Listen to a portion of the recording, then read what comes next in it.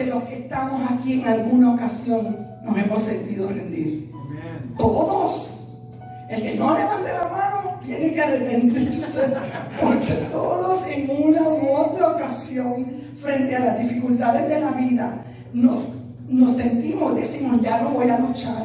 Y nos preguntamos una y otra vez, ¿por qué la vida es tan dura?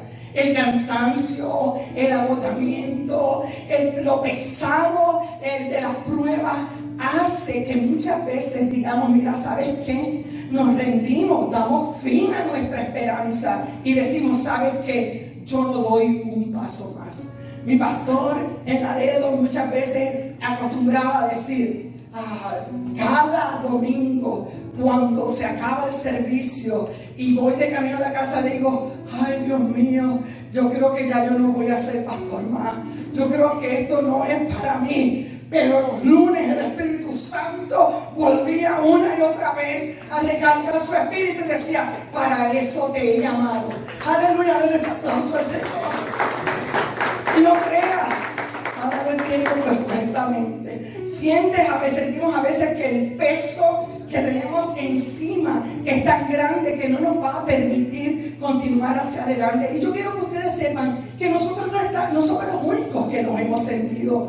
Hay personas anterior que nosotros que lo sintieron. Gente de Dios que pasaron por luchas y por pruebas, pero siguieron hacia adelante y no se rindieron. Porque la realidad es que a muchos Dios los liberta de la prueba, a otros les da la fuerza para caminar por ella, a muchos los restaura y los sana, a otros les da la fortaleza para caminar a través de la enfermedad. Lo importante es no rendirse. Hay un grupo de hombres y mujeres que la Biblia los llama los héroes de la fe. Aleluya. Y eso se encuentran en el capítulo 11 de Hebreos. Hebreo es, si nosotros le pudiéramos poner un título a un capítulo de la Biblia, ¿verdad? Si usted va a su Biblia no tiene ese título, pero si yo le fuera a dar un título, le pondría Hebreos 11, vaya conmigo a la Biblia, no lo tengo ahí, no lo puse, porque es necesario que usemos nuestra Biblia también, aunque sea su Biblia electrónica. Fíjense que cuando vamos al capítulo 11 de Hebreo, el título que tiene, pues fe entendemos. Pero si yo le fuera a poner un título a ese libro, le pondría a ese capítulo, este es el capítulo donde Dios llama a sus héroes de la fe. La primera parte del capítulo es el salón de fama, donde esas personas lucharon la batalla y terminaron su carrera. Aleluya. Bien. La primera parte del capítulo de Hebreo habla de gente que nosotros conocemos. Abraham, Isaac, Jacob, Moisés, David, Gedeón, Sansón y los profetas. Pero en otros versos habla de gente que no conocemos. Es más, yo le voy a invitar que usted rápido busque su Biblia. Hebreos capítulo 11. Porque cuando nosotros amamos la escritura, el predicador no agarra los versículos para probar sus puntos, no. Habla la palabra y busca el contexto. Pero como hoy vamos a usar, y lo va a ver en un ratito, nuestra porción de la escritura que se encuentra en Hebreos 12, 1 al 3, usted tiene que ver por qué Hebreos 12 habla de eso. Y el contexto de eso es este capítulo. Vayan conmigo. Dice, es pues la fe, la certeza de lo que se espera, la convicción de lo que no se ve, porque por ella alcanzaron buen testimonio los antiguos. Por la fe entendemos haber sido constituido el universo por la palabra de Dios, de modo que lo que se ve fue hecho de lo que no se veía. Por la fe Abel ofreció a Dios más excelente sacrificio que Caín, por lo cual alcanzó testimonio de que era justo, dando Dios testimonio de sus ofrendas, y muerto aún habla por ella. Por la fe Enoc fue traspuesto para no ver muerte y no fue hallado porque lo traspuso Dios, y antes que fuese traspuesto tuvo testimonio de haber agradado a Dios. Pero sin fe es imposible agradar a Dios, porque es necesario que el que se acerca a Dios crea que le hay y que es galardonador de los que le buscan. Por la fe Noé, cuando fue advertido por Dios acerca de las cosas que aún no se veían, con temor preparó el arca en que su casa se salvase, y por esa fe condenó al mundo y fue hecho heredero de la justicia que viene por la fe. Por la fe Abraham, siendo llamado, obedeció para salir al lugar que había de recibir como herencia, y salió sin saber a dónde iba. Por la fe habitó como extranjero en la tierra prometida, como en tierra ajena, morando en tiendas con Isaac y Jacob, coherederos de la misma promesa, porque esperaba la ciudad que tiene fundamentos, cuyo arquitecto y constructor es Dios. Por la fe también la misma Sara, siendo estéril, recibió fuerzas para concebir y dio a luz aún fuera del tiempo de la edad, porque creyó que era fiel quien lo había prometido. Por lo cual también de uno, y ese ya casi muerto, salieron como las estrellas del cielo en multitud, y como la arena innumerable que está a la orilla del mar. Conforme a la fe, murieron todos estos sin haber recibido lo prometido, sino mirándolo de lejos y creyéndolo y saludándolo y confesando que eran extranjeros y peregrinos sobre la tierra, porque lo que estos dicen claramente dan a entender que buscan una patria. Pues si hubiesen estado pensando en aquella de donde salieron, ciertamente tenían tiempo de volver, pero anhelaban una mejor, esto es, celestial. Por lo cual Dios no se avergüenza de llamarse Dios de ellos, porque les ha preparado una ciudad. Por la fe Abraham, cuando fue probado, ofreció a Isaac, y el que había recibido las promesas ofrecía a su unigénito, y habiéndosele dicho: en Isaac te será llamada descendencia, pensando que Dios es poderoso para levantar aún de entre los muertos. Aleluya, de donde en sentido figurado también lo volvió a recibir. Por la fe bendijo Isaac a Jacob y Esaú respecto a cosas venideras. Por la fe Jacob al morir bendijo a cada uno de los hijos de José y adoró apoyado sobre el extremo de su bordón. Por la fe José al morir mencionó la salida de los hijos de Israel y dio mandamiento acerca de sus huesos. Por la fe Moisés, cuando nació, fue escondido por sus padres por 3 meses, porque le vieron niño hermoso y no temieron el decreto del rey. Por la fe Moisés, hecho ya grande, rehusó llamarse el hijo de la hija del faraón, escogiendo antes ser maltratados con el pueblo de Dios que gozar de los deleites temporales del pecado, teniendo por mayores riquezas el vituperio de Cristo que los tesoros de los egipcios, porque tenía puesta la mirada en el galardón. Vamos a saltar al 30 y dice: por la fe cayeron los muros de Jericó después de rodearlos 7 días. Por la fe Rahab la ramera no pereció juntamente con los desobedientes, habiendo recibido a los espías en paz.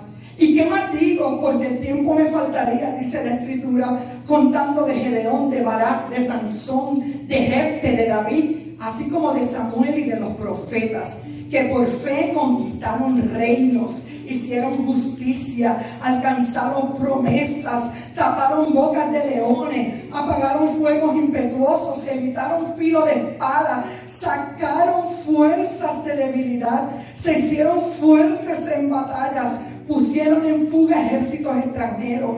Las mujeres recibieron sus muertos mediante resurrección, mas otros fueron atormentados, no aceptando el rescate, así a fin de obtener mejor su resurrección. Otros experimentaron vituperios y azotes, y más de esto, prisiones y cárceles.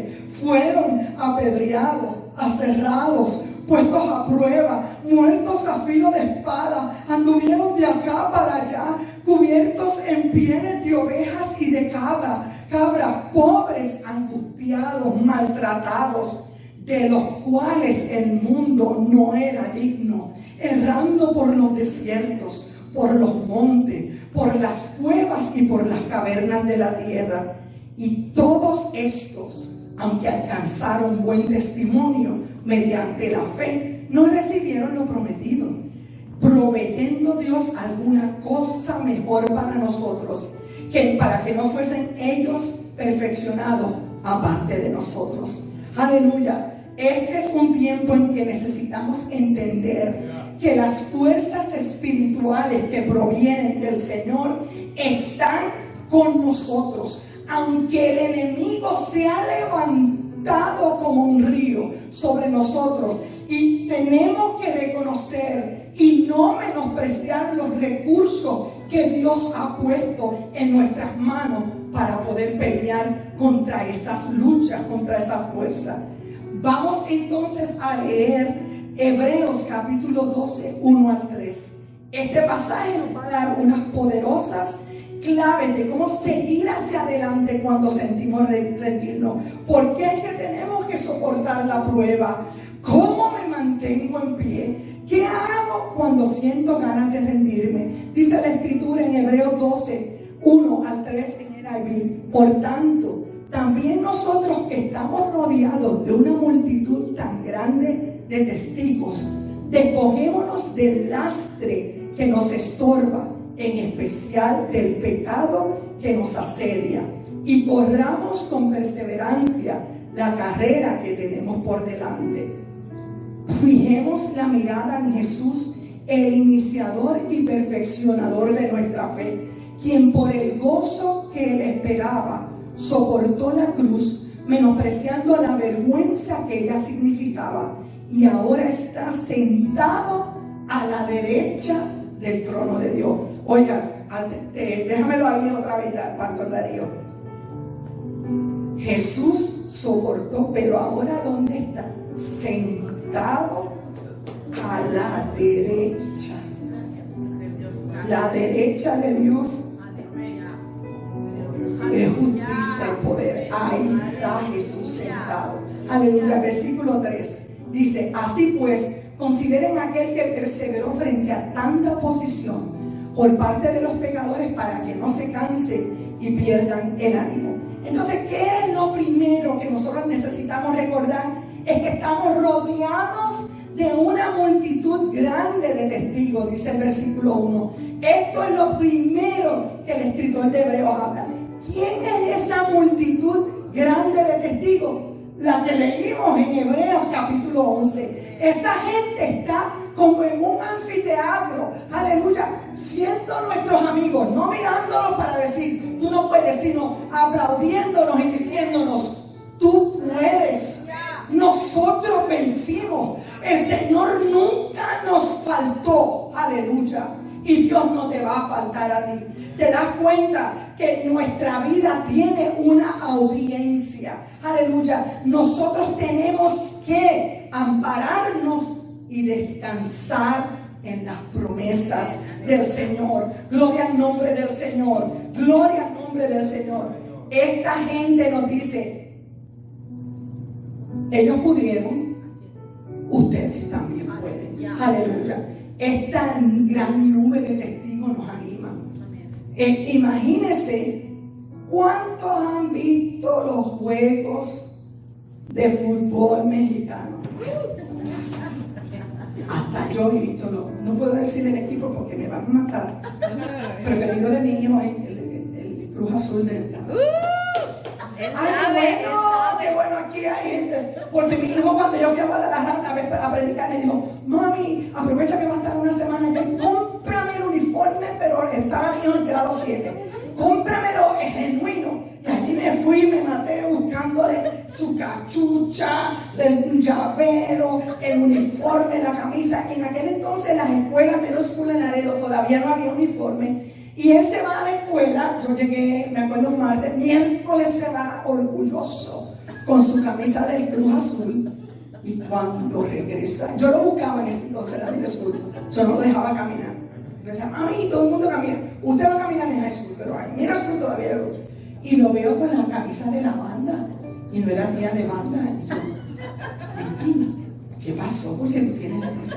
Mami, jamás en la vida me voy a poner esta camisa para la escuela. Aquí son del otro tipo. ¿Cuáles son?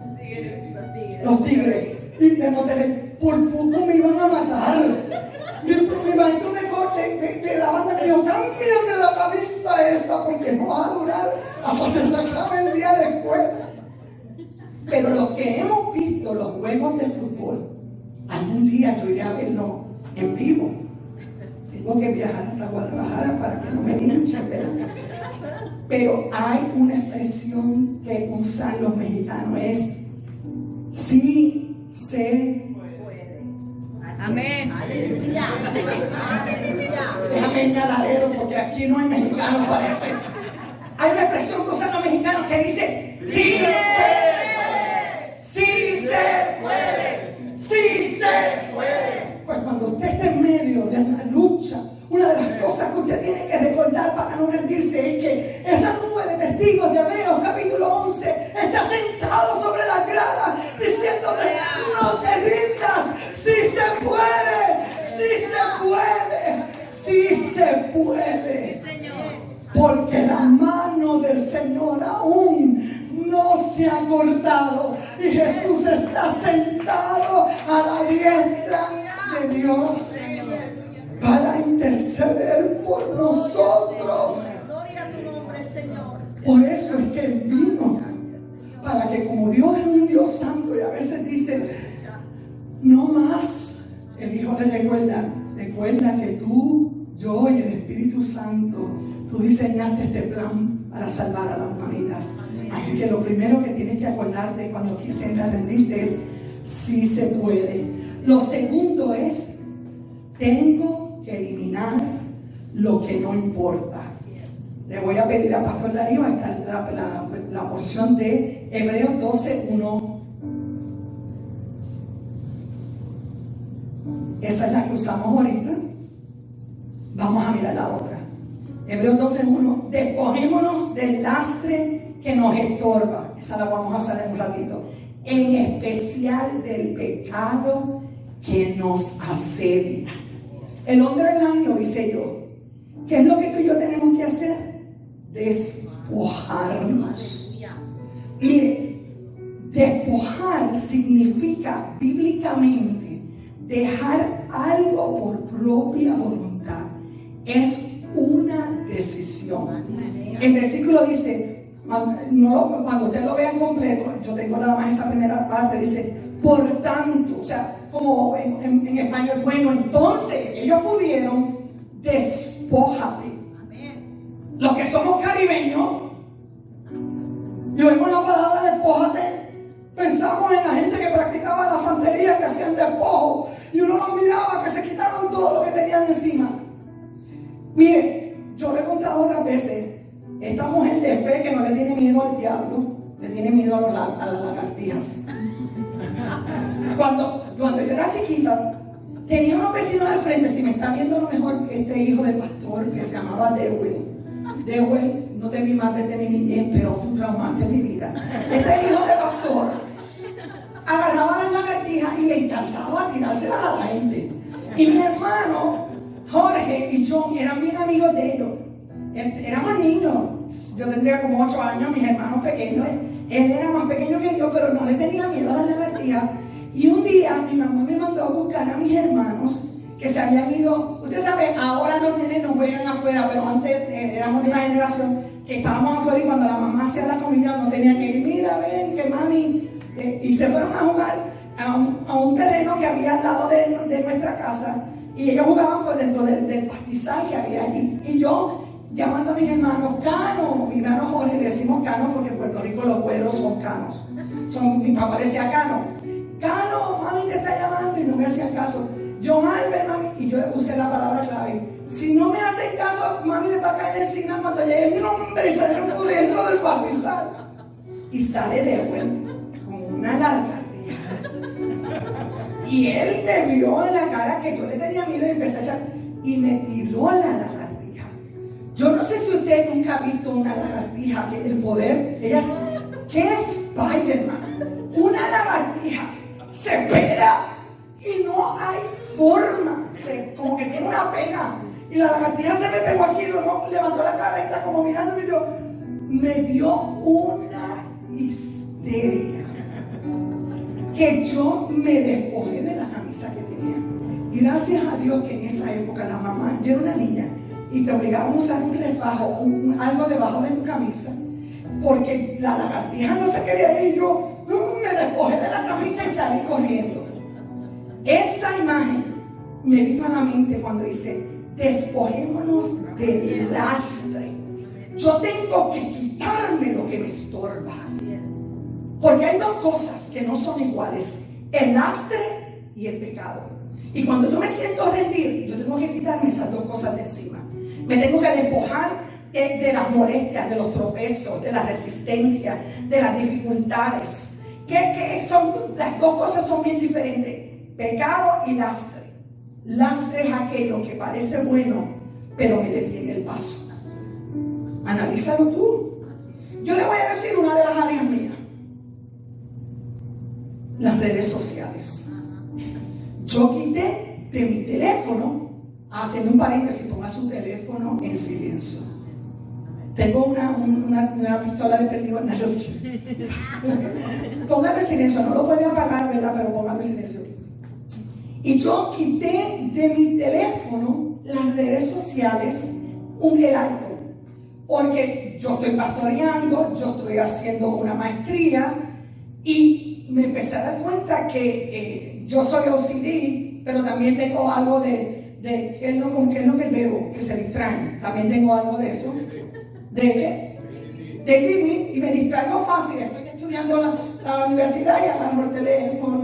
Entonces, hace unos meses atrás dije: no, yo lo voy a sacar de mi teléfono y lo voy a ver en la computadora cuando tenga tiempo, un rato en la mañana y uno en la tarde. ¿Por qué? Porque la computadora tú te tienes que sentar, ay, tengo que caminar hasta la computadora y tengo que buscar la aplicación, pero en el teléfono se te hace bien fácil. Eso es lo mío.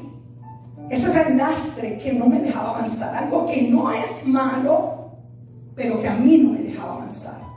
Y cada uno de nosotros tenemos que reconocer el lastre, aquello que no está mal, pero es algo bueno que te frena para seguir hacia adelante. ¿Qué es el pecado? El pecado sí es diferente. El pecado es aquello que me separa de Dios. Es cuando sabemos hacer lo bueno y no lo hacemos. Eso es pecado. Y no es el pecado que nuestra naturaleza está hecha de pecado. O sea, no sé, cuando habla ahí que nos quitemos el lastre que nos estorba, en especial del pecado que nos asedia, no habla de la condición natural del ser humano que es pecador por naturaleza. Significa aquella falla pecaminosa que tú repites una y otra vez y que te es bien difícil de sacudir, pero que no lo hacemos. Y si no lo hacemos, no podremos llegar al final de la carrera. Para algunos es un pecado de pornografía, para otros es su carácter, para otros son vicios. Cada cual, porque tenemos al Espíritu Santo, sabemos en el área que no nos deja avanzar.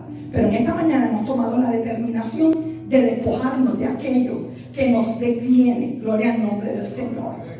Aleluya. ¿Por qué? Mire lo que dice la Biblia en Santiago 4:17. Dice: y al que sabe hacer lo bueno y no lo hace. ¿Qué dice la Escritura? No lo voy a decir yo. ¿Lees? ¿Ah? ¿Lees qué? Lees pecado. Así que si sabes que el Espíritu Santo te dice qué es lo que tienes que corregir, no estás solo.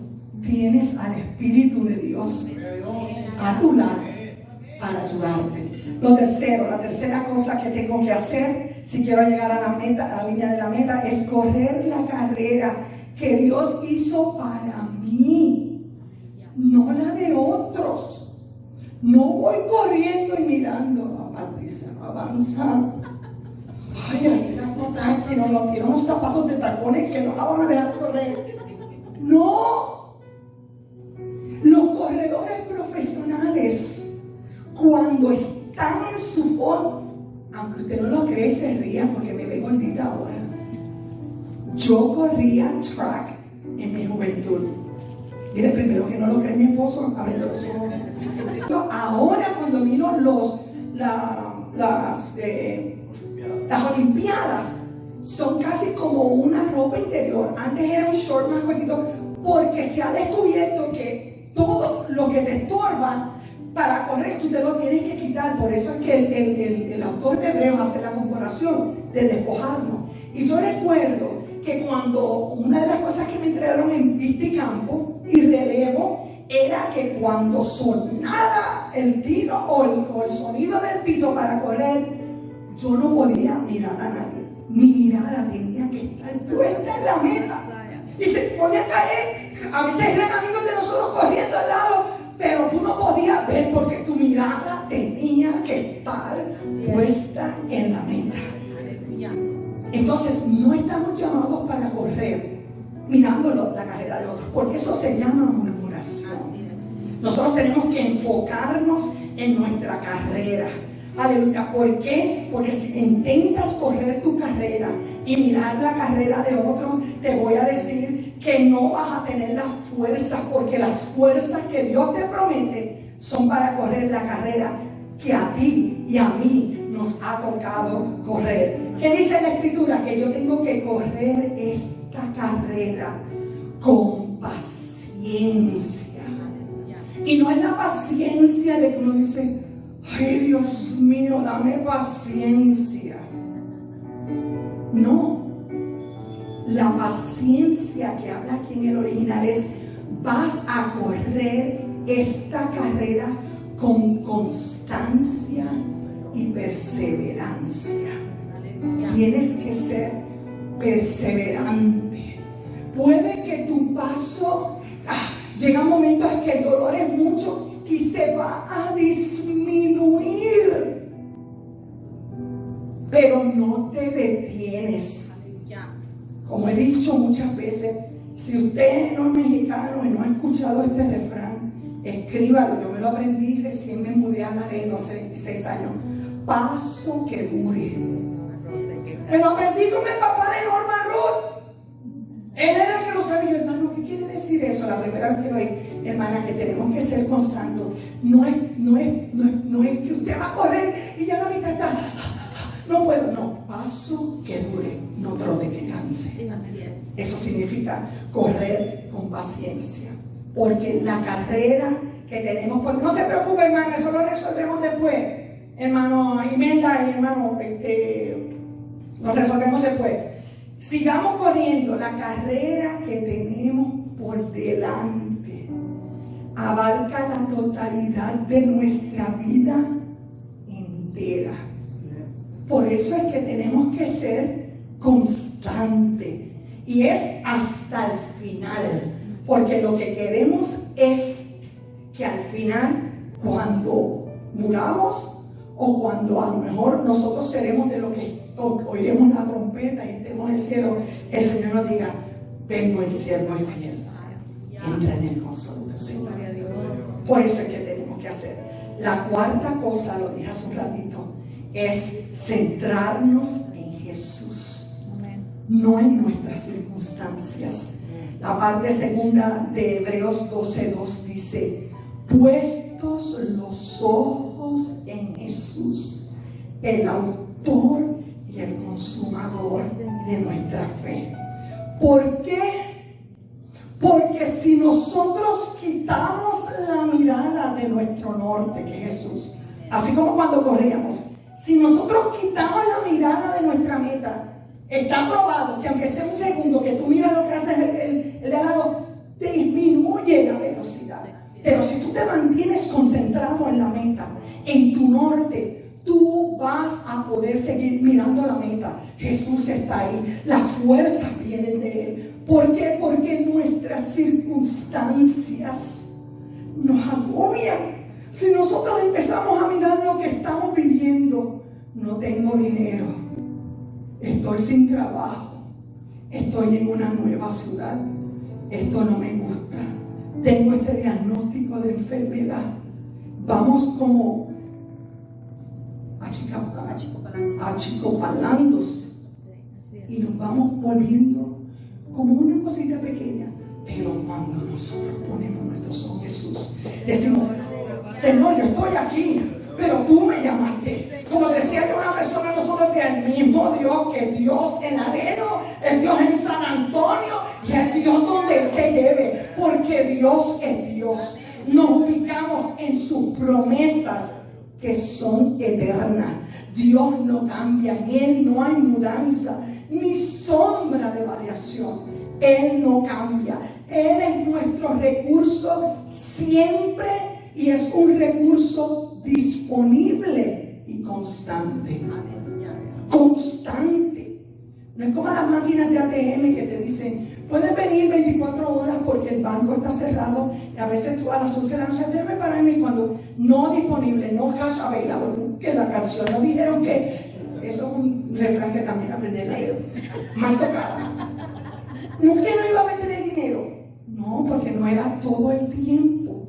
Pero las promesas del Señor son constantes, fieles, aleluya. Y el autor de la vida, aleluya, nos perfecciona, nos completa y suple todo lo que nosotros necesitemos para llegar al final de la carrera. Debe ese aplauso fuerte al Señor.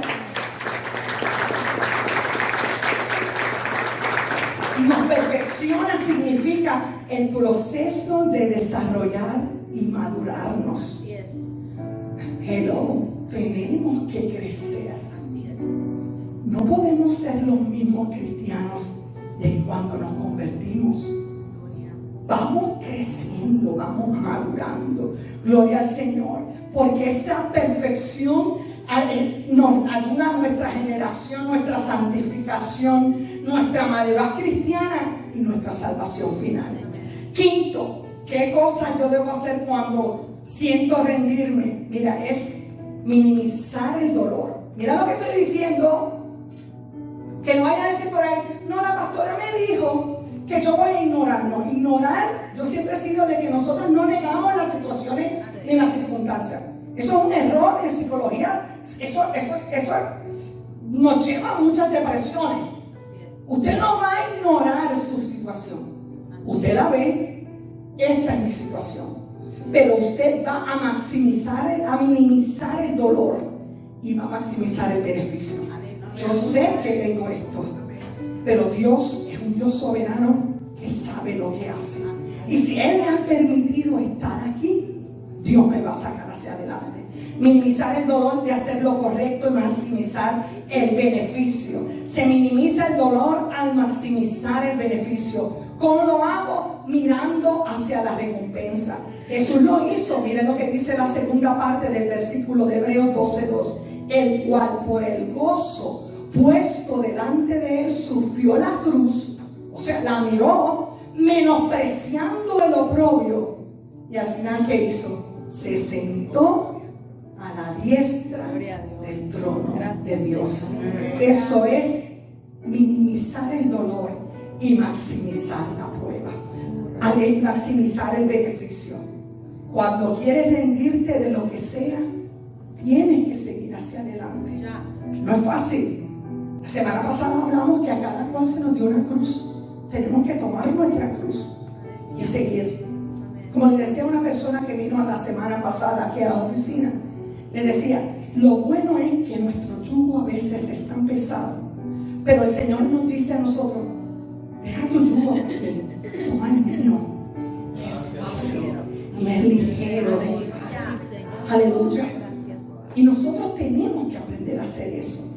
Permítame darle un ejemplo en la vida de Pablo, que él minimizó el dolor y maximizó la prueba. Vamos a 2 de Corintios, capítulo 11, del 23 al 28. Porque ninguno de los que estamos aquí creo que nos hemos acercado a este dolor que atravesó Pablo. Dice la Escritura, he trabajado más arduamente, he sido encarcelado más veces, he recibido los azotes más severos, he estado en peligro de muertes repetidas muchas veces.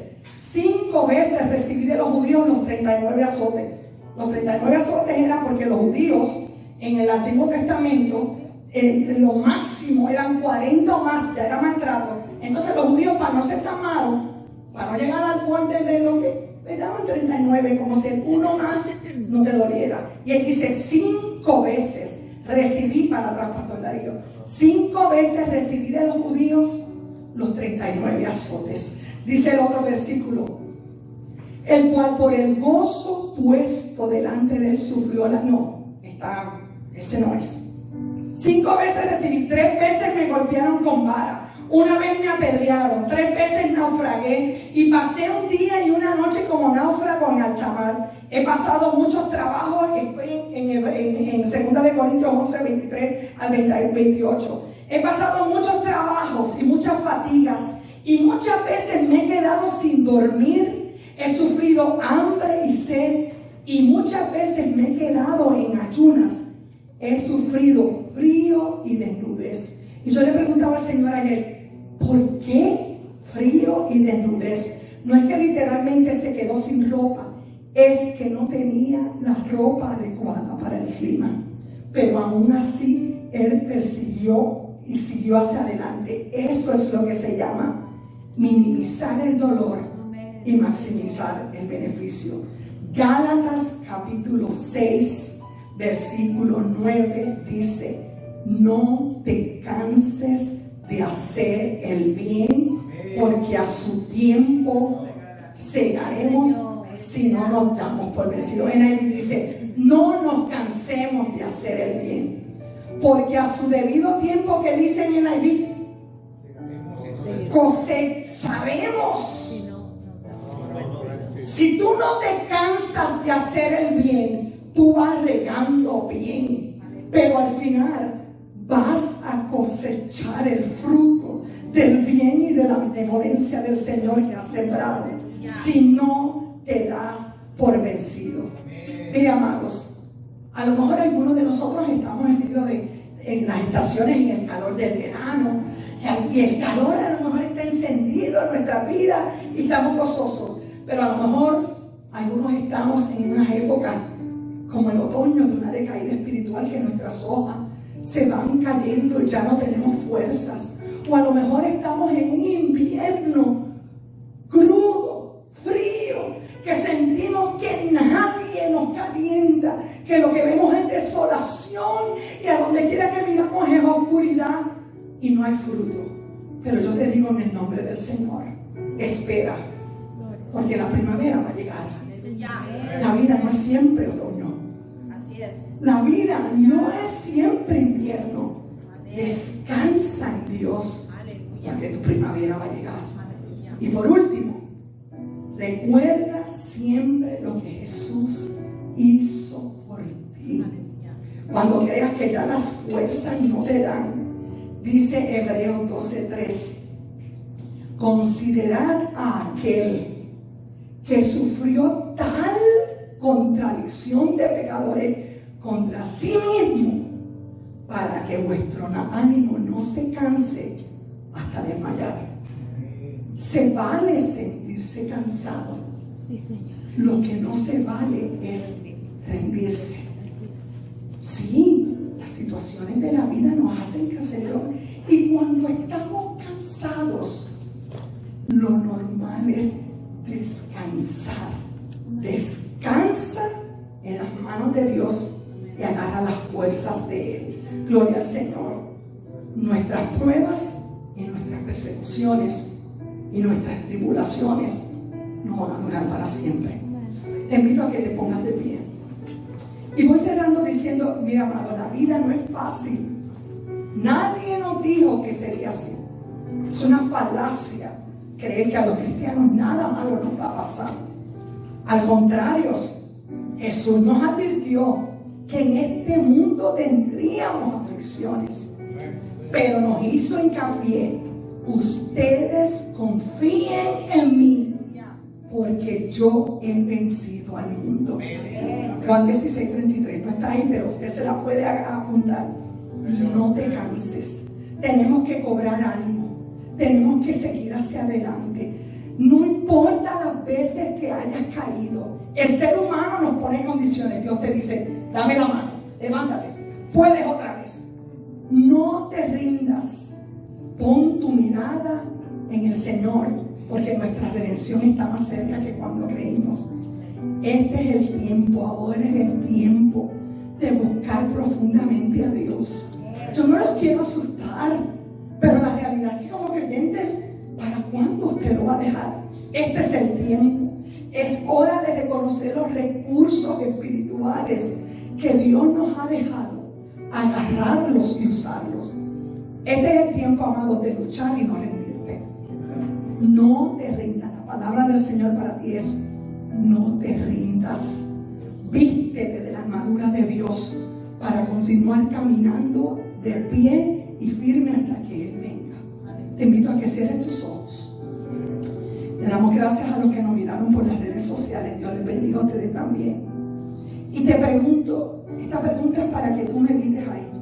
¿Qué estás haciendo intencionalmente para diariamente buscar a Dios?